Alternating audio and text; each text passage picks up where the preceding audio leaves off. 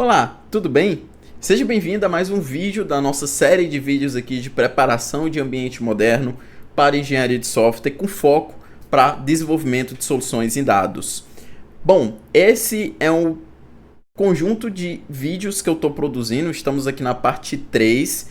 Então, se você caiu aqui de paraquedas, eu te indico pegar desde o começo da parte 1, porque vai ser mais didático e a gente está configurando do zero. Então, na parte 1, a gente colocou o ambiente Linux dentro do Windows pelo WSL e na parte 2 a gente falou de Docker e containers, tá? E hoje a gente vai falar de Git, que eu inclusive mencionei sobre ele na aula passada, né? Então hoje a gente vai fazer focado para ele, tá bom? E lembrando que esse conjunto de vídeos de preparação de um ambiente é para fortificar a base, preparar seu computador, porque iremos juntos construir projetos de engenharia de dados, tá? Inclusive, se você não está participando do evento, acesse o link aqui na descrição, tá? Para ter acesso a esse conteúdo em que nós vamos construir 3 projetos diferentes de engenharia de dados voltado para iniciantes, que vai te trazer um bom contexto das ferramentas, dos desafios e do que acontece dentro das grandes organizações na área de dados, tá bom?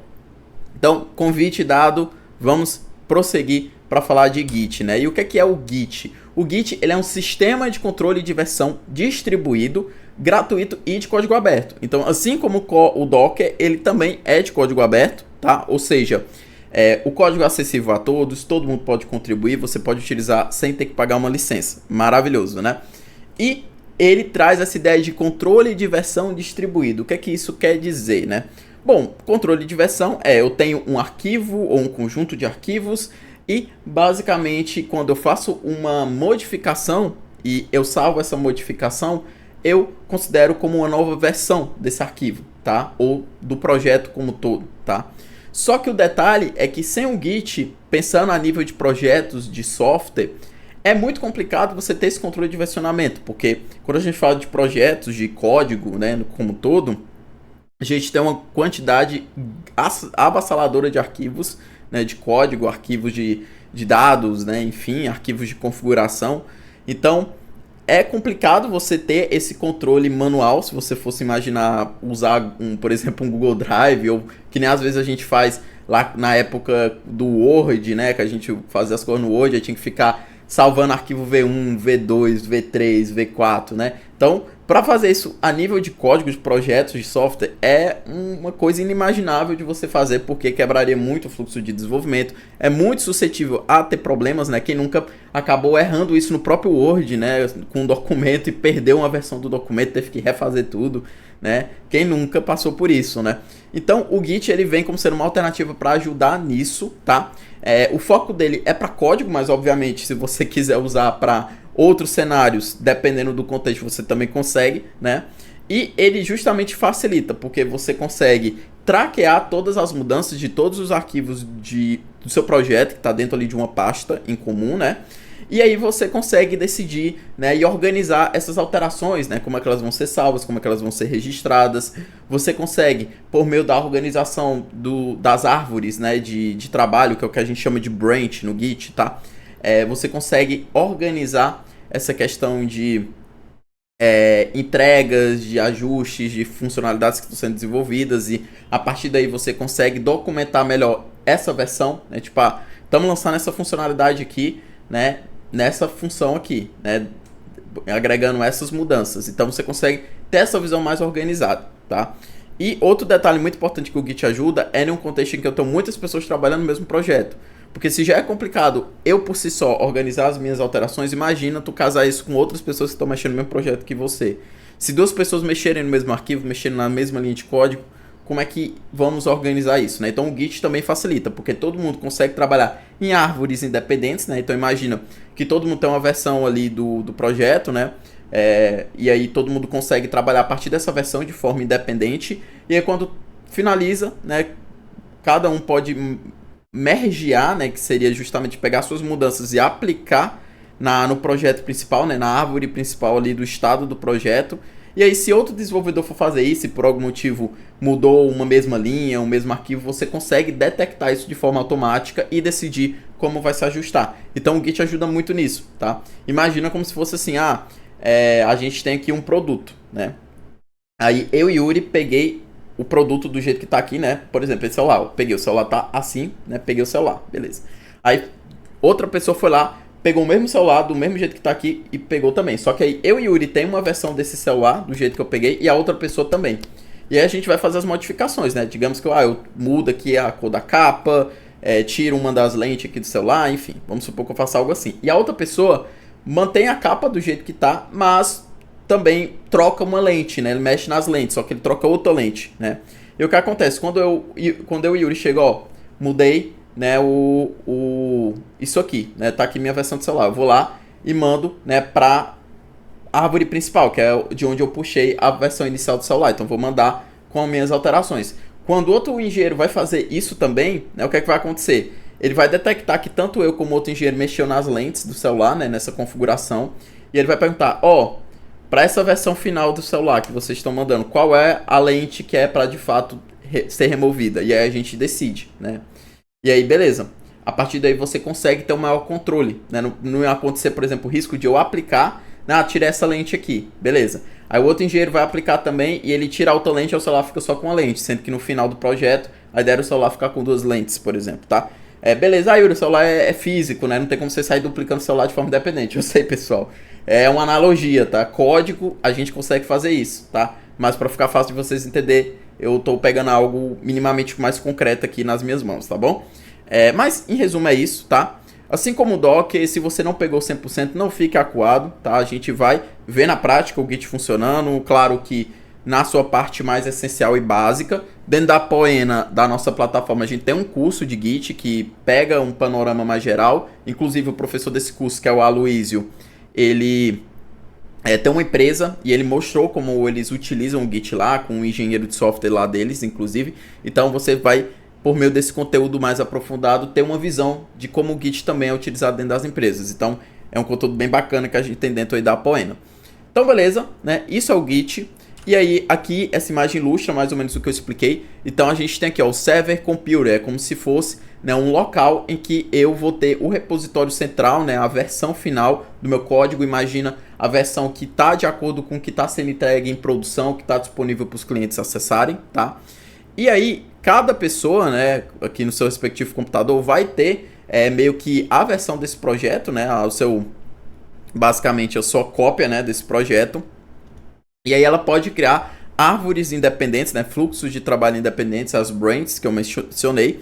Ela vai versionando dentro desse contexto, tá, na sua máquina local. E aí, uma vez que tá tudo ok, ela pode mandar para o servidor e dependendo do que aconteça, né, se é mudanças, né, se o outro engenheiro aqui for mandar e as mudanças chocarem, conflitarem, aí você vai detectar isso de forma mais fácil, isso fica organizado. Se der algum problema, você consegue facilmente reverter para versões anteriores, tá? Então o Git é legal por isso, né? Ele ajuda nesse quesito de organização.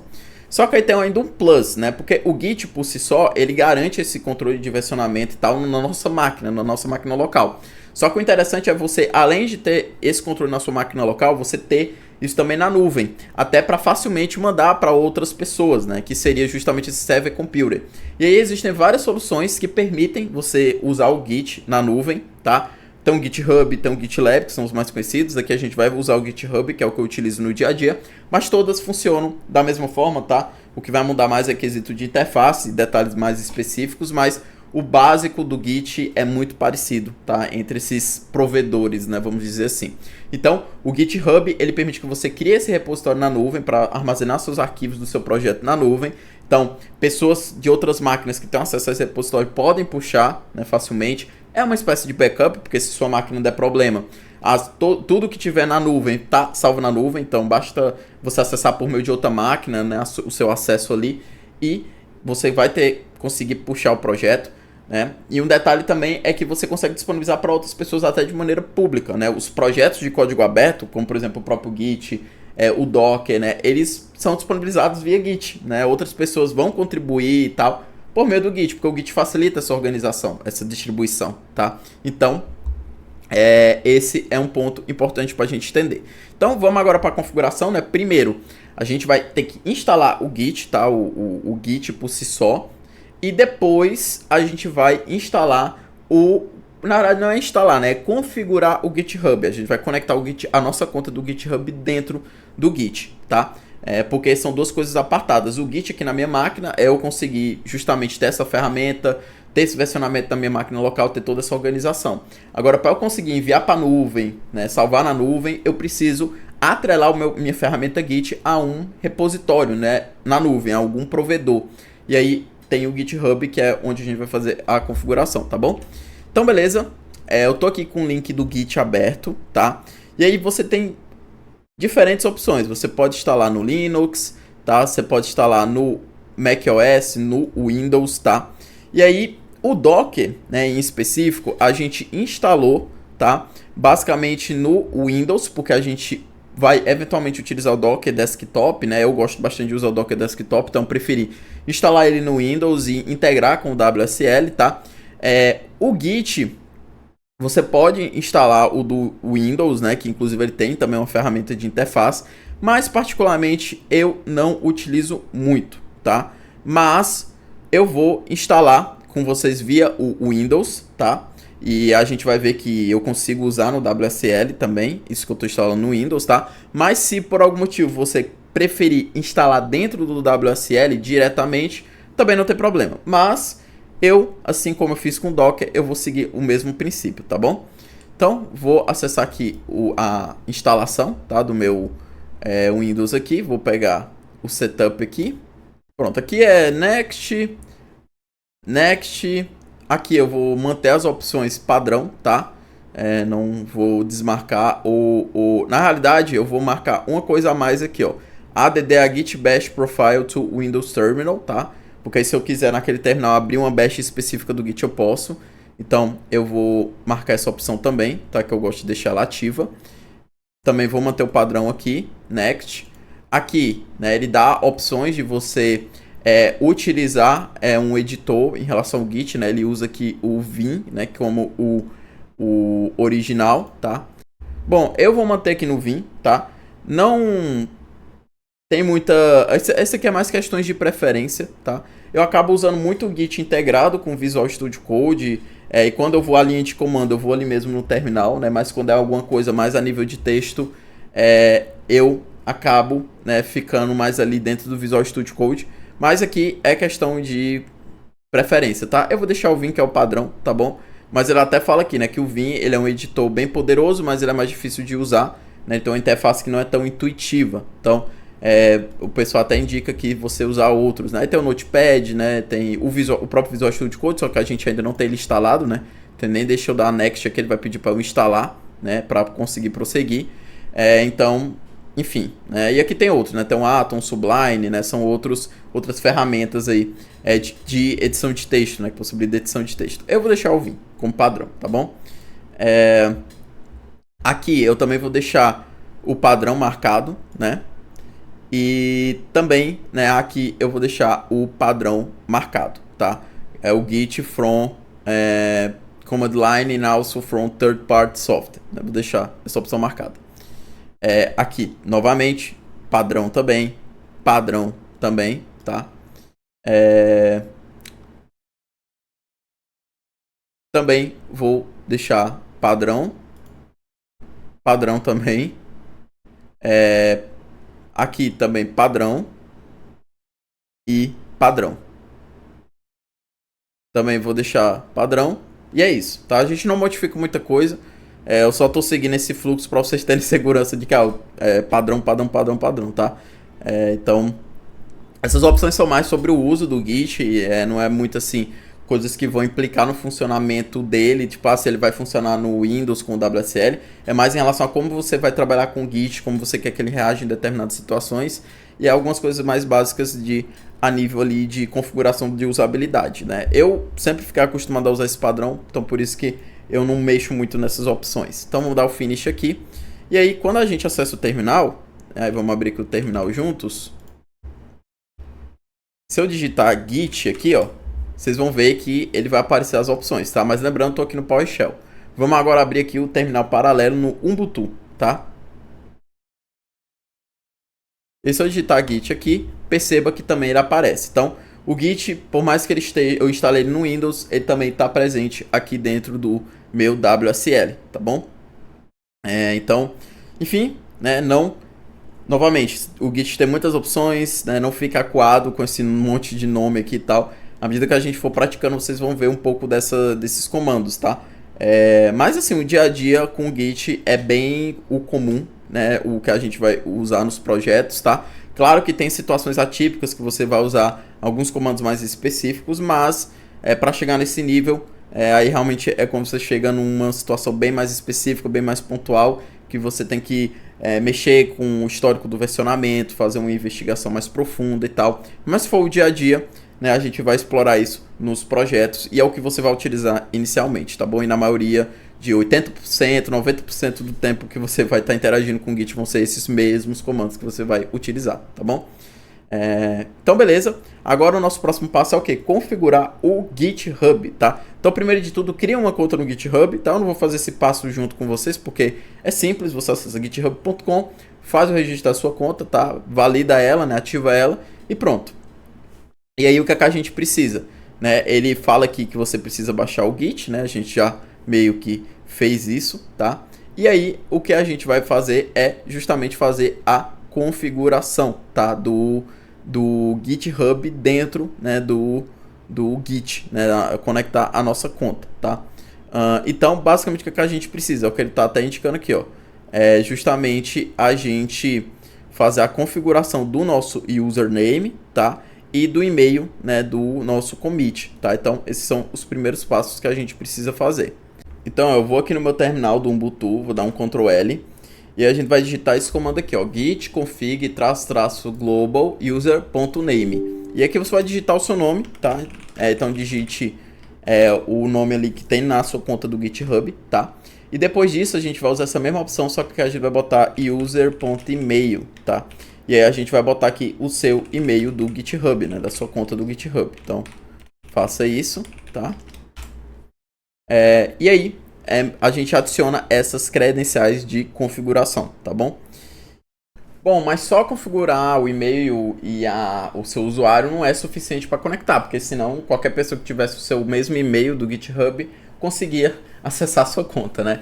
E aí a gente tem que de alguma forma fazer essa autenticação.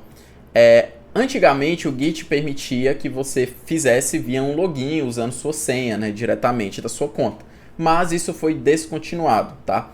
E hoje existem dois mecanismos, né, que permitem você fazer essa autenticação, que você vai na sua conta do GitHub e gera um token de acesso, né, e usa esse token para fazer a autenticação, tá? E aí, claro, qualquer pessoa que tenha o token, né, ela consegue meio que fazer essa autenticação, né, não é o mecanismo mais recomendado, tá? Até porque você também teria que armazenar esse token, né, de uma forma mais segura também e tal, teria que fazer esse gerenciamento por fora. E o outro mecanismo, que é o mais indicado, é via SSH, que é um protocolo de segurança, tá? Basicamente o que acontece? Ele vai gerar uma chave criptografada, tá? E aí essa chave ela vai ficar armazenada dentro da sua máquina, dentro do seu computador. E ele vai gerar uma chave pública, né? Essa chave pública você vai configurar dentro da sua conta do GitHub, tá? E aí o que acontece é que quando você está na sua máquina e vai fazer a interação com a sua conta, o Git envia essa chave pública para o seu computador. A chave pública ela só pode ser lida, aberta e meio que processada com a chave privada que está na sua máquina, tá? E aí, uma vez que ele consegue, né, ele detecta que, beleza, essa chave pública foi gerada dessa chave privada, porque eu consigo, né, fazer esse link, né, de cadeado.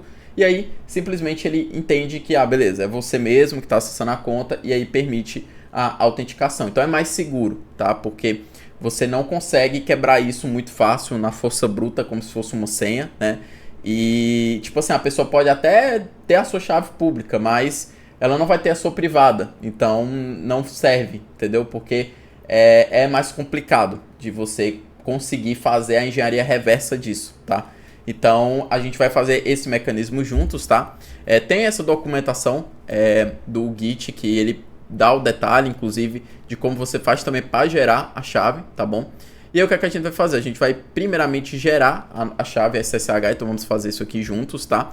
Lembrando, a gente vai utilizar essa ferramenta que ela já está presente dentro do terminal, dentro do WSL, tá? É uma ferramenta meio que nativa que ela permite que a gente gere chaves do tipo SSH na nossa máquina, né? Então ele vai gerar uma privada e uma pública, né, respectiva, tá? Depois aqui a gente vai passar qual é o algoritmo que vai ser utilizado. O ideal é que seja utilizado esse aqui, o ED25519, porque ele é mais seguro e moderno, tá? Mas aqui ele dá um OBS, né? Que caso o seu sistema não suporte, você pode usar o RSA, né? Dessa forma. Ele não é tão seguro, mas, né, é uma alternativa caso você não possa usar esse aqui, tá bom?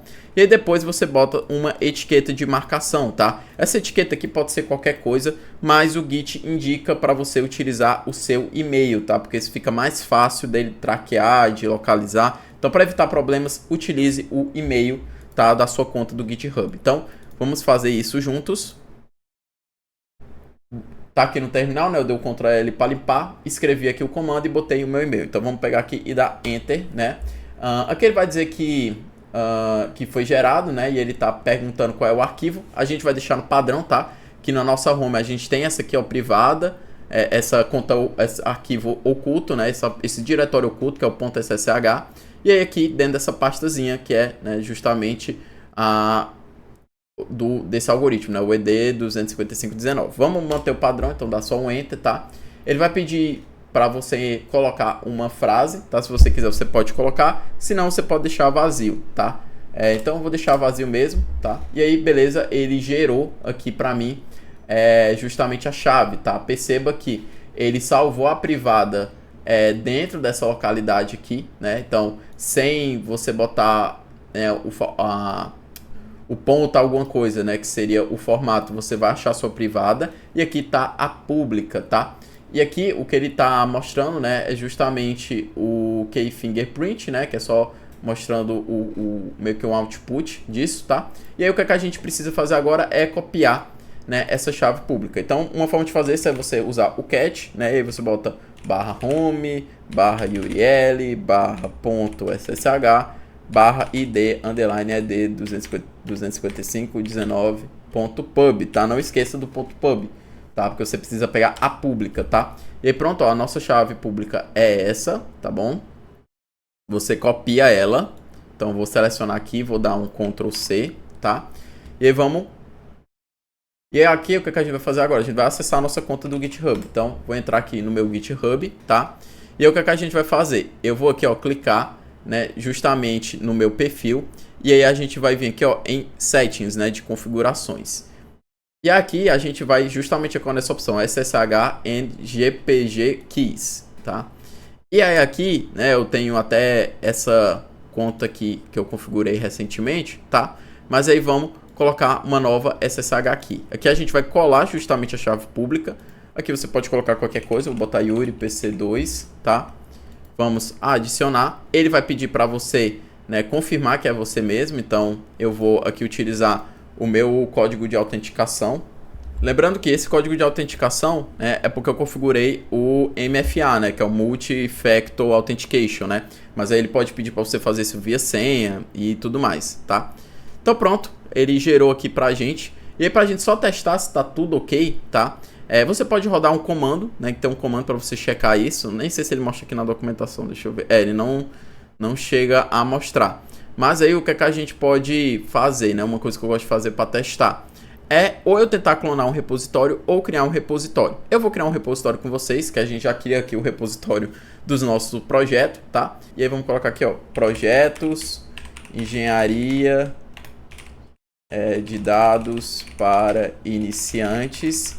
E aí eu vou colocar aqui, ó, abril 2026. Perfeito.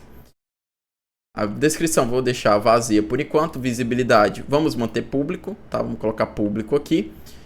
E eu vou deixar tudo marcado aqui no que está no padrão, né? No caso, eu não vou querer que ele adicione um markdown, nem que bote um git ignore, nem que coloque uma licença por agora, tá? Então vamos pegar e clicar em Create Repository. Pronto, ele criou o repositório pra gente. E aí assim, ele já traz todos os comandos que você precisa fazer, tá? Basicamente, o que é que ele está fazendo? Nessa primeira linha, ele está criando um arquivo readme.md e colocando esse texto aqui dentro, tá? Basicamente, o echo faz isso, né? Você consegue agregar conteúdos de texto dentro de arquivos. Então, essa linha está fazendo isso. O git init inicializa um repositório no seu diretório, né? Dentro da sua máquina. O git add, você está adicionando a mudança, né? A alteração, nesse caso, eu estou adicionando o que eu fiz aqui, né? Que é a adição do arquivo readme, tá? Depois, o commit é uma forma de, ó, eu vou aplicar essa alteração, né? Eu vou salvar essa alteração. Então, você adiciona todas as alterações e dá o commit com a mensagem, né, do que representa esse conjunto de alterações. Depois aqui você configura a branch main, né, que é a árvore principal que vai salvar o estado do seu projeto. E aqui é onde você faz o link, né, do meio que do link desse repositório aqui na nuvem, né, do GitHub com o que vai estar na sua máquina, né, local, tá? Então ele meio que cria essa branch main e faz o link dessa branch main que está na sua máquina, essa árvore, com a que está aqui na nuvem, tá? Então ele faz esse link para justamente você replicar, né, o que está na nuvem na sua máquina e vice-versa, tá? E aí o push é justamente o que vai fazer o envio, né? Porque aqui você vai conectar com esse repositório aqui na nuvem, tá? A partir da sua máquina. E aí você dando o push, ele vai pegar todos os commits que você fizer e vai aplicar para esse repositório na nuvem, tá? Eu sei que é muita informação, às vezes você está vendo o Git pela primeira vez, então não se assuste, tá, com isso, qualquer coisa, reassista essa parte com mais calma e a gente vai ver várias vezes esse fluxo, né, de adiciona, comita, dá o push, adiciona, comita, dá o push. Então, fiquem tranquilos, tá? Bom, o que é que a gente vai fazer? Aqui dentro, né, bom, o que é que a gente vai fazer agora? Aqui dentro, né, eu vou dar um ls, a gente criou essa pasta projects, então eu vou entrar dentro da pasta projects, tá? E a gente vai criar um diretório que vai ser justamente, né, projeto, engenharia de dados para iniciantes, abril 2026. Pronto. Vou entrar nele, tá? Eu só dei tab aqui, ele já puxou, porque eu só tenho esse arquivo aqui dentro. E aí aqui eu vou rodar aqueles comandos, tá? E aí você simplesmente pode vir aqui, copiar, clicando nesse ícone aqui, e rodar isso aqui. Então eu vou dar um Ctrl V, e aí vou dar o Enter, tá? E aí ele meio que vai fazer tudo de uma vez, tá? Perceba aqui que ele meio que detectou aqui a chave, né? E ele tá perguntando se eu quero continuar na conexão. Você disse que sim, tá? Porque essa é a primeira vez que a gente tá. Opa, yes, né? E aí pronto, né? Ele basicamente linkou, né? Quando a gente fez isso aqui, ele pegou, puxou a chave, né? Fez todo o processo lá de checar se a chave pública que estava cadastrada lá na conta bate com a minha privada, né? Se eu fizesse isso, iria dar um problema de conexão, né? Se eu não registrasse a conta pública, a chave pública lá dentro da minha conta. E aí perceba que ele disse aqui, ó, contou os objetos, né? Fez a compressão, escreveu os objetos, né? E aí concluiu, tá? Na branch main, tá vendo? Então, olha só, se eu der reload, eu vou ver justamente aqui, ó, que ele mandou o readme justamente com o que eu tenho aqui na minha máquina local, tá? Se eu der um ls aqui dentro, né? Eu vou dar um ls, perceba que eu tenho o readme aqui dentro, tá? E se eu der cat no readme.md, eu vou ter justamente o que eu escrevi, tá? Então perceba, eu gerei esse arquivo local, fiz as mudanças na minha máquina local, linkei com a main, né, que vai estar conectada com o repositório, tá? E aí eu pego e fiz a publicação, tá? Lembra que você pode ter várias branches, né? Eu posso ir criando todas as branches e ir mandando aqui para a nuvem, tá? E aí eu faço esse link, né? E salvo. Então tá aqui na nuvem. Se eu perder minha máquina, se minha máquina der algum problema, papocar, tá salvo o projeto aqui, tá bom? Então é aqui onde a gente vai estar construindo, né, os projetos desse evento, né, de engenharia de dados para iniciantes, em abril desse ano, tá? 2026. Então, se você tiver interesse em explorar esses projetos juntos, iniciar sua carreira aí em dados ou aprofundar em dados aí voltado para engenharia de software, então conte com a gente, participe do evento, vai ser muito agregador. 3 dias, 3 projetos diferentes voltados para iniciantes que vai te trazer uma transparência dos desafios que a gente lida dia a dia nas grandes empresas. Então é isso, vamos dar continuidade à preparação de ambiente. Agora a gente vai falar do VS Code e do Python, tá bom? Então vamos lá.